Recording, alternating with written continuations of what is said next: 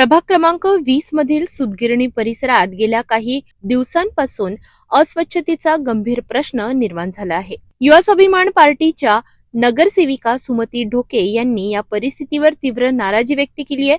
त्यांच्या म्हणण्यानुसार कोणार्क कंपनीला स्वच्छतेचा ठेका दिल्यापासून परिसरात स्वच्छतेची स्थिती अधिकच बिघडली आहे। नाल्यांची नियमित साफसफाई होत नसल्यामुळे सांडपाणी थेट नागरिकांच्या खासगी जागेत घुसत आहे, ज्यामुळे नागरिकांना मोठा त्रास सहन करावा लागत असून परिसरात दुर्गंधीचे वातावरण पसरले आहे।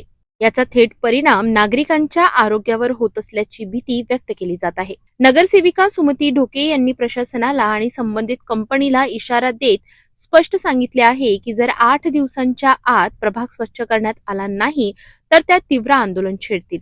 आता प्रशासन याकडे किती गांभीर्याने पाहते आणि नागरिकांना दिलासा मिळतो का हे पाहणं महत्त्वाचं ठरणार आहे। गेल्या 2 ते 3 महिन्यापासून प्रभागात फवारणी फॉगिंग नाही, चौक झाडल्या जात नाही, कचरा उचलल्या जात नाही।